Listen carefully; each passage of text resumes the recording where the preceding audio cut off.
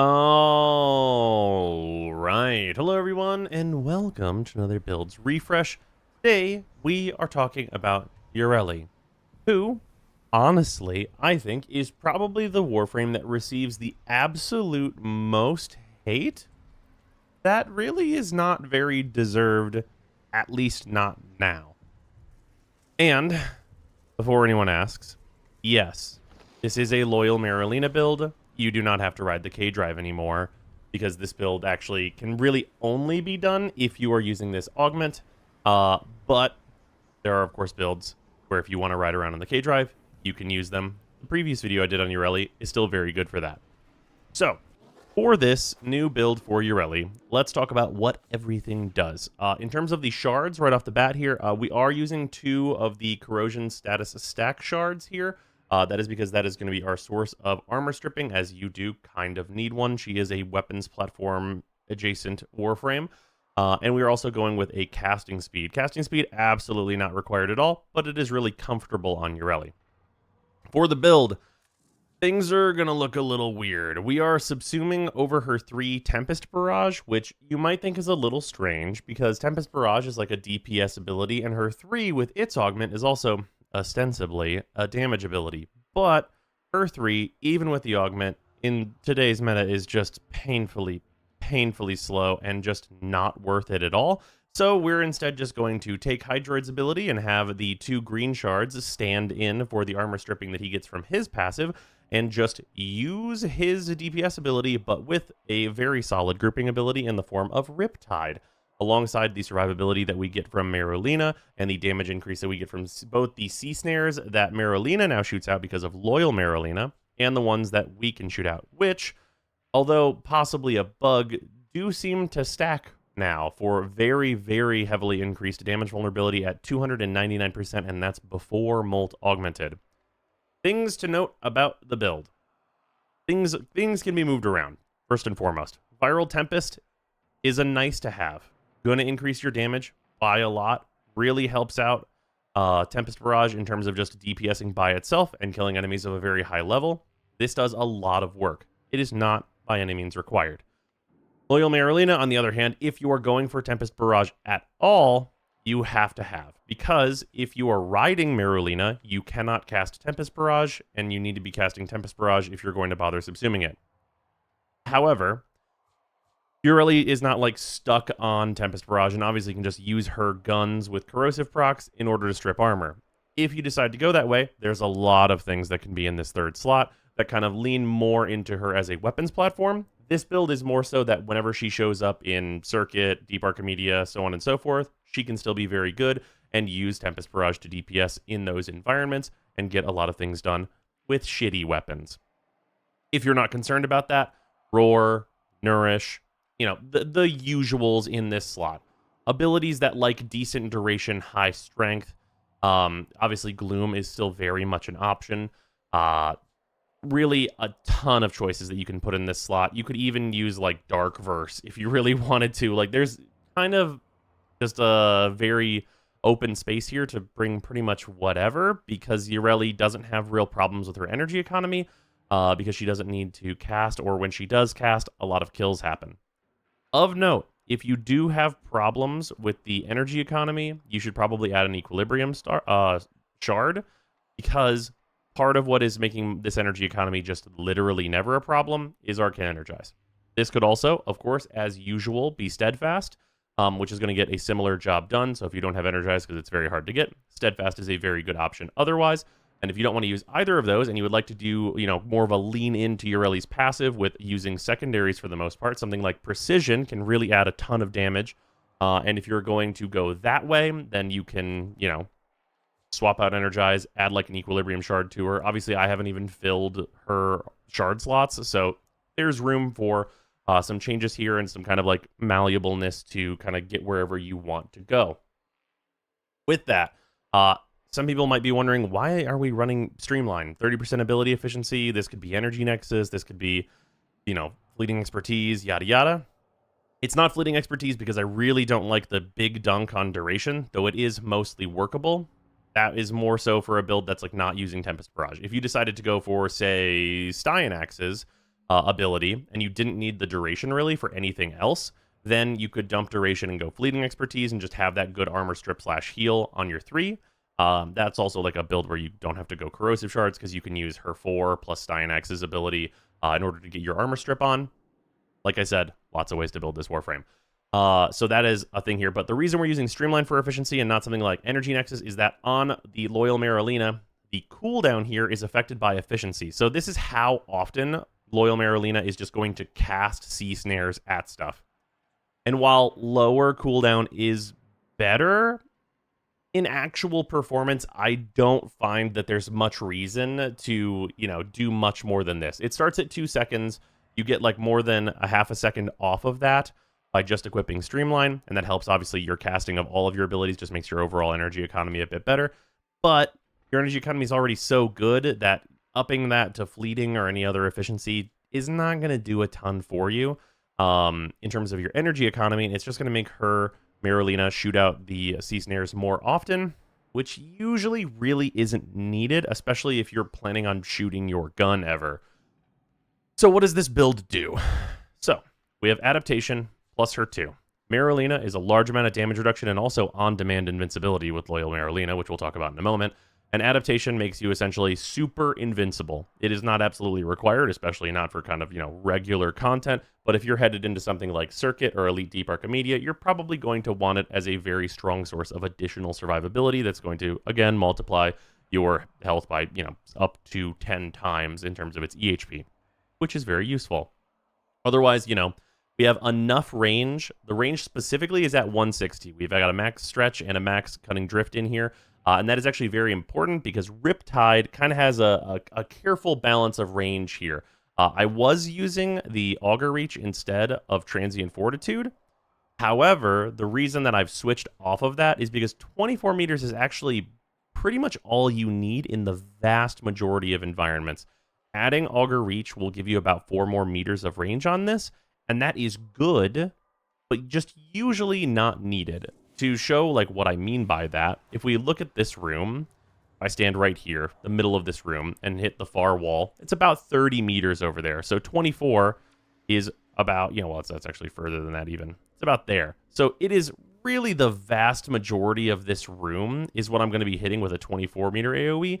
And usually whenever, level geometry and stuff gets in the way, because her 4 is line of sight based, you're probably not actually going to want or really need more range than this, because it's just not going to come up very often. Unless you're planning on using her out in the open worlds or whatever, then it's unlikely that you're really going to run into much trouble with this amount of range, as opposed to like adding 4 meters to it, or just simply recasting it, as you probably want to be recasting your 4 relatively often with it. That being said, this is what I've landed on, and it is a fun, good time build that clears things pretty quickly and efficiently. In terms of the secondary, because obviously there are a ton of incredible secondaries, we are going to turn that down for a bit. Usually I would, of course, run her with like the Furus, which is absolutely stellar with her, or something like, the dual Tox Assist, or any number of given options that are going to take big advantage of her passive, which is the plus 200% critical chance for secondary weapons when you have been moving for like a second, which is just a gigantic buff. So generally focusing on secondary weapons, we are just going to go with the new core. As I said recently in like the Velox review video and everything like that, the new core is a weapon that I think that most players, if you're looking for like an early game, very powerful secondary, are probably going to go for, unless you are messing with kit guns and stuff. And I think that it performs well and receives a relatively significant buff from YARELI between all of the different buffs she can apply to it.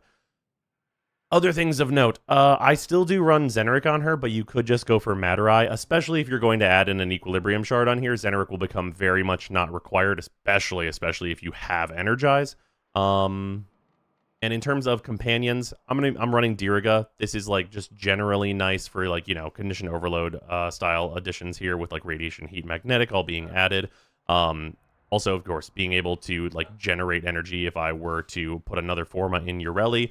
And include Archon Stretch. That's also another way you can get actually better energy economy here, because for those that do not know, Diriga does proc Archon Stretch, and as far as I can tell, it's actually supposed to, if you can believe that.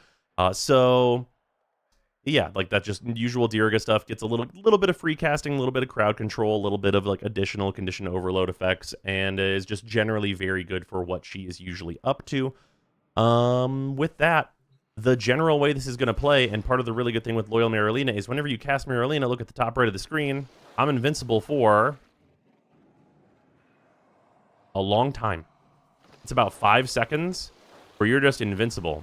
And you can double tap your 2 to instantly recast this ability. So if at any point you feel like you're fucking around and about to find out, just hit 2 twice. And you cannot die for like 5 seconds. It is really solid. It's kind of discount Revenant invincibility, but if you wanted to, you really could just like spam your 2 through a mission and run around, and it is like pretty refreshable, right? So it's a thing that you could do to like tank pretty much anything, because invincibility, but it is an option with Loyal Marylina because you don't do the animation of like, you know, jumping on this and everything like that. It's also really convenient because you can re-up Loyal Marylina so fast that your DR is pretty much just always going to be up. Besides that, of course, you have your, like, you know, your 1 for damage vulnerability, throw out 5 of these. There is an unfortunate enemy limit and, like, amount of sea snares that you can put out, but it usually doesn't come up. Normally, I'm never casting this except for on, like, you know, if an Acolyte spawns, I'll want to put sea snares on him. And I basically just let Marylina handle everything else that's going to be having sea snares. And then the kind of normal thing that we're doing, level 225, you know, the Orokin battle group, Steel Path, so on and so forth, is just jumping in, pressing 4, and then throwing some Hydroid 3s down, and just letting that do what it does. Which is pretty good. Like, I mean, keep in mind, these are level 225 armored units, and you can just kind of pop them. Usually, this is killing the enemies much faster, because, you know, enemies around, like, normal Steel Path levels, level 100 to 200. And of course, this is like a little bit more heavy tilted for like the heavier units, are pretty much always going to be dead by the time your 4 is over, which is about 10 seconds to kill a room full of guys if you don't use your gun at all. Obviously, whenever you start using your gun, things get a lot more efficient.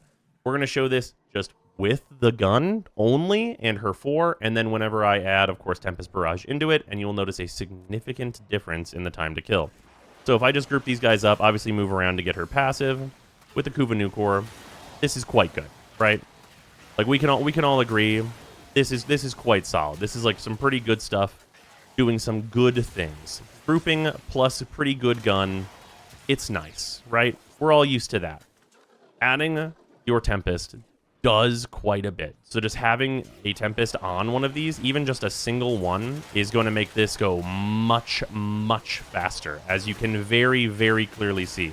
The much faster corrosive buildup and the viral on top of that does a lot of work to clear these groups much, much quicker, and is definitely like a worthwhile addition. Not to mention, of course, that you do get, of course, the benefit of being able to cast this pretty much wherever you want. Throw it on some doorways, and the enemies entering the doors will often not make it through them at most levels of content. Very high levels, of course, may vary, but they're usually not going to make it through. And you can even combine throwing this down on a doorway with some sea snares to usually clean up any Xmas that like make it far enough.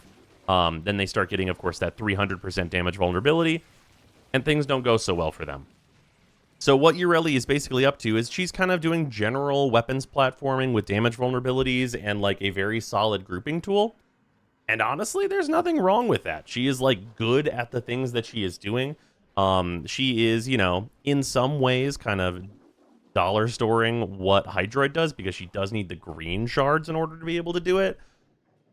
But also, Hydroid doesn't have a very effective crowd control grouping ability usually, and usually has to, you know, go to a companion or a helmet for one of those. And in this situation, you don't have to do that. So it's pretty solid. Let's jump into the Steel Path, do some Tav, and just show how this generally goes. All right, in we go. But yeah, YARELI, just tons of really undue hate comes her way still. She, you know, I mean, obviously from what you saw in the tests in the sim, like, she is a totally serviceable, like, fine, good weapons platform style Warframe. So, like, I don't know. I don't know. I don't know what all of the like the hate all of the time for YARELI is that I see. Like, cause I really feel like anytime YARELI gets asked about, people just hate her. And maybe it's just the K drive stuff, which is understandable. K drive stuff is really rough, right? But if it's not, it's like, I don't know, man. Like, she seems pretty fine to me. I could end her 4 here and just do another one.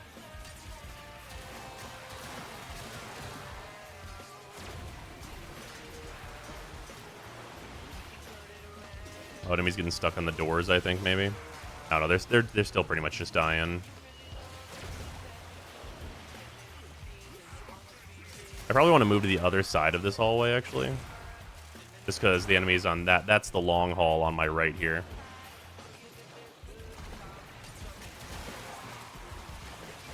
Throw some more Tempests down. I guess these guys aren't going to walk in then. Not that it super matters. We'll just do it here. There we go. Everyone's getting nice and cozy in the tide.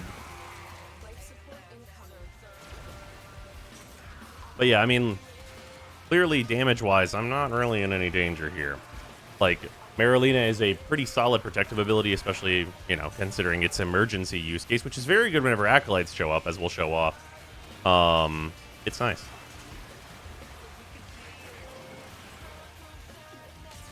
And obviously, I'm not shooting very much here, kind of just like showing what her 3 can do. Or not her 3, her 3. Hydroids. Hydroids 1, actually. Yeah, I will say the damage output, her 4 does, like, technically deal damage, but, like, heavy on the technically portion. I wish this door wouldn't close whenever an enemy's ragdoll. Long-standing annoying thing.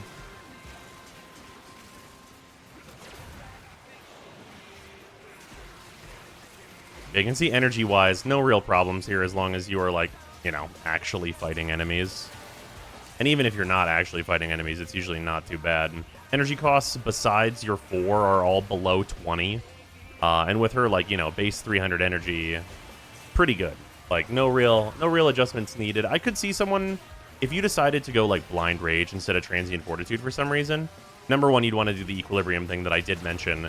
Because, like, you would just want that. You would want that additional energy income if you were going to go Blind Rage. But, like, if you did that, you could probably get away with it. Maybe you do 1 Equilibrium Shard, 1 Blue Shard, perhaps. Let me throw the 2 on there. I'm getting distracted talking and not even bothering to kill these guys. We're like 200-ish kills. Obviously, kill rate a little lower here. Can rectify that by being a little more aggressive, though. Maybe moving tiles. These guys are kind of getting stuck in this hallway in particular. Those guys are all going to be dead now. Any better? I mean, this is a good dead end, actually.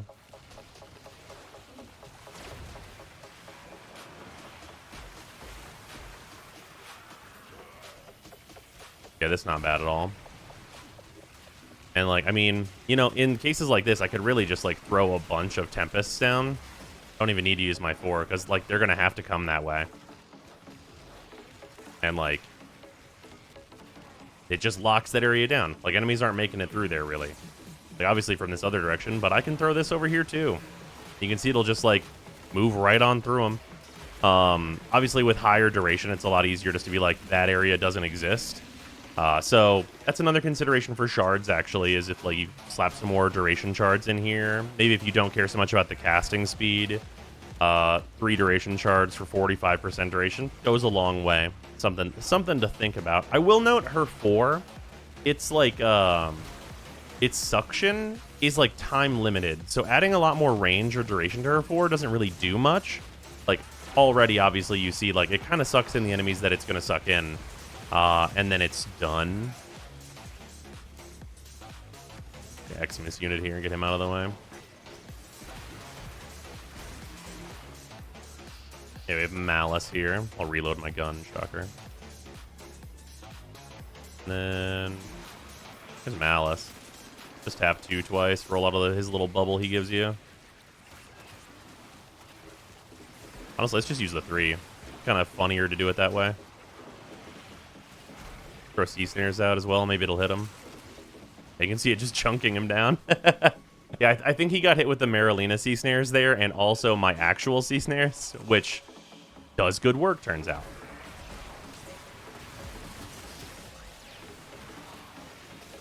We are not knockdown immune in this build, so we can be knocked down, but as you saw, it doesn't really matter. Didn't take much damage from it. Like, I've even had this build, like, pretty easily, like, not even shields broken, survive, like, mid-ish level, like, 160 or so, of the, what are they called? Blitz Eximus, I believe it is, that have the wave. Which is usually a very dangerous ability for, like, a number of Warframes, but, for whatever reason, has just been, like, a really easy and not a big problem at all for, YARELI as I've been using her. But, yeah. I don't know, man. I think people hate this Warframe, and I think she's fine. Like, is she Saren? No. No, not at all. Not Saren. Definitely not. Is she Mesa? No, also no. Like, she's a weapons platform, so, like, enemies that are immune to the things Mesa does, maybe she can perform a little better in those situations. But, like, you know, it's not like it's the craziest thing in the world that YARELI was actually the first Warframe to clear the Fervo super boss, right? Like, that's really not outlandish. Because she has the tools to do so. And we're at, like, 430 kills in 6 minutes. Obviously, like, you know, kill rate here affected pretty greatly by me not shooting enemies. And also, like, you know... Oh, did I just get my weapon stolen? Give me that shit back. And also me, of course, like, using, like, a less good weapon on the weapons platform Warframe just to, like, kind of show, like, the damage increase. Because obviously, it's kind of hard to show, like, how much, you know, of damage vulnerability you're giving to enemies without going, like, just stupid far into a survival. Or, like, you know, showing a completely different game type altogether. How much damage you're increasing on, say... the Furus, right? Like, increasing damage on the Furus doesn't become relevant until enemies have a 5 at the front of their level and there's 4 digits.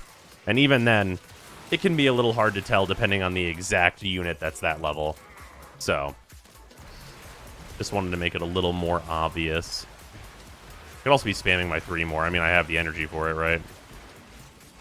I say her 3 like it's just, like, her ability, and it really isn't. But I mean, it's theme appropriate, right? Like, if you wanted to be like, yeah, YARELI can only use water abilities. It's a water ability. Passed down from her fucking papa.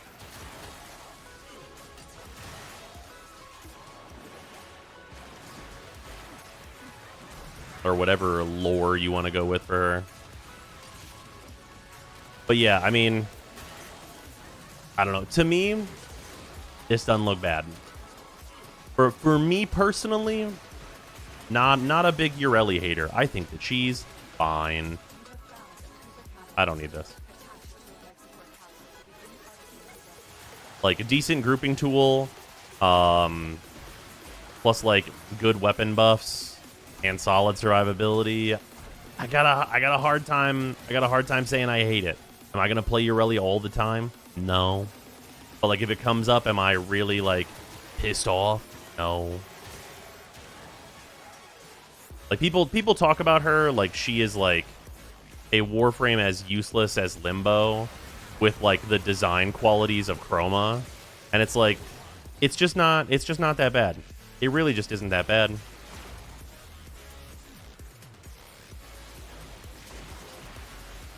The damage on Torment here. Very funny. See, Torment couldn't even, like, really hurt me there. Well, obviously, invincibility combined with, right? You know, I mean, like, I'm not even having, like, real trouble on any air particularly. I mean, I'm at 30%, right? Some of that, I think, is I haven't grabbed everything, but... yeah, walk in here at some of these enemies. You know. Yeah, I'll just waltz through here and go back to 60% pretty easily if I start shooting a gun at enemies seriously. And, of course, here, you know, it's like the last minute. Let's pop the turret out, because, you know, another advantage of her 2 augment is that you get to use whatever weapons you want. And, of course, that means that whatever weapon you have that's very good can now just be used with YARELI, which, honestly, for a lot of people, from what I've seen, seems to be what they wanted, is just, like, wanting to be able to, like, do a melee build on YARELI, because she could only use secondaries on her K-Drive, of course, right?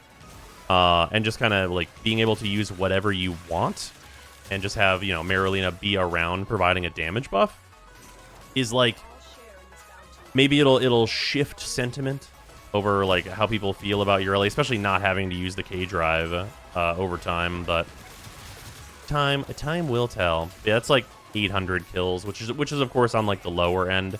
But like I said, kind of like, you know, toning it down a bit. She is, like, a very survivable, like, kind of mid-tier-ish Warframe, I would say. And that's fine. Could they buff her? Sure. Is it really a problem at all? No. It's just that we have, like, you know, really, really good Warframes to compare her to.